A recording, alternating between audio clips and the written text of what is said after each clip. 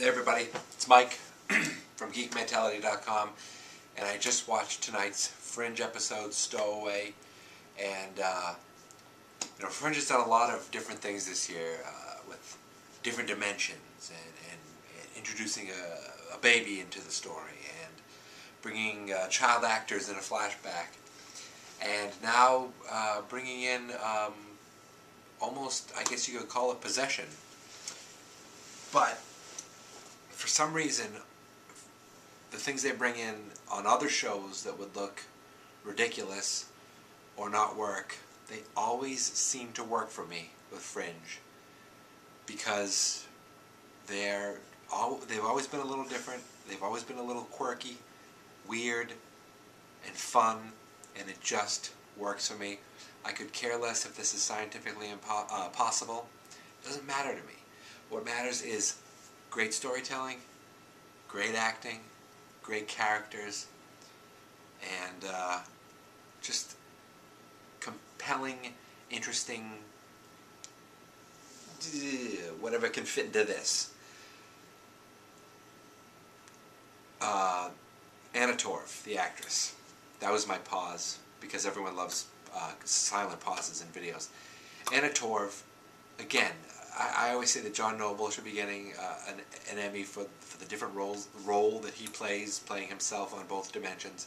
Anna Torv has played herself in both dimensions, and now she's playing almost Leonard Nimoy. She just does a little slight inflection in her voice, a little slight inflection in her face, doesn't wear any makeup, and you know that it's not her.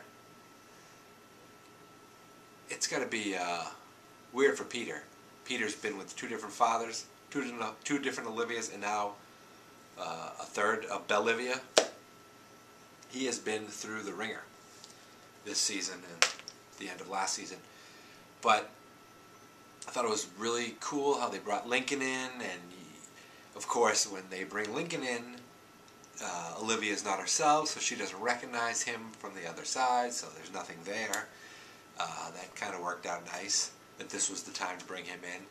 I liked that he really kind of got interested in Fringe. At the end he said, hey, if you ever need me, give me a call if there's ever an opening. I loved how you kind of get a glimpse of Walter and William Bell working together, even though, it's not really William. Well, I guess for our sake it is William Bell. You got to see how great they worked together, and how Walter was almost a little bit at ease. I thought it was really cool, really fun to see Belle kind of flirt a little with Astrid, and she got a little uncomfortable with it, and button herself up there. That was, I thought, a lot of fun. The episode was just cool. How it was about the woman who couldn't die, but that was almost a behind the scenes, a back burner to really the interesting things. Except at the end when William Bell said, do you think that the reason she also couldn't die is that so that she could be there to save those people from the train? I love stuff like that, the destiny, the fate, everything happens for a purpose. That stuff always I find interesting, and when Fringe does it, of course, they always seem to do something just interesting, because that's the only word I can think of right now, is interesting. I was listening to the Fringe podcast. If you're a Fringe fan, I think it's thefringepodcast.com. If you do a Google search, you'll find it. And it's funny that they speculated that they thought maybe that Olivia got slipped the soul magnets in her tea when she met with William Bell, and of course tonight he said that's exactly what happened. And I would love it if this was planned all the way back at the end of season 1, that's what the tea was for. That kind of stuff just shows a great attention to detail that shows like Lost. The reason that shows like Lost were of always great interest to me, because I can't think of any other word but interest. That was just really cool, just to show that was actually, because there was some weird stuff going on when she was going. It was choppy when she was back in the first time she was in the other dimension, and she didn't want tea, and all of a sudden she had tea, and I remember it being really kind of weird looking, and now we see that, you know, that there was something going on there that leads us to now.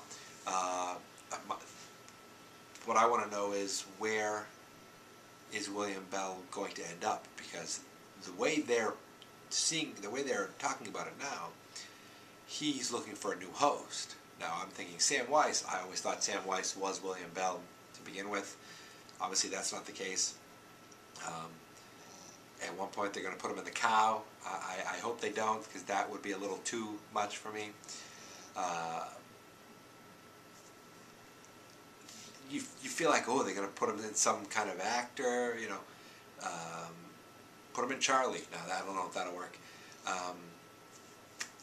They're going to put him in an actor that we recognize. They're going to put him in a character. Is he going to become a character on the show again? It just doesn't seem plausible that they'll have another actor playing William Bell within the show on a regular basis. So I feel like something's going to happen there. Maybe they said at the end of the episode, I'm pointing towards my TV, which has basketball on now. Towards the end of the episode, when he kind of fluctuated back and forth between Olivia and Bell, that it's going to be a little, oh my God, it's time. It's going to be a little harder than he thought it was going to be. So maybe he won't end up getting a host. Maybe they'll just, you know, get as much info as they can, and then his soul goes off into the sky someplace. Next week's episode, we're over in the Red universe. Got the red hair, the red beginning, and we're going to get some answers with the baby. So very cool to see that. We only have so many episodes left, folks. So I hope everyone's watching.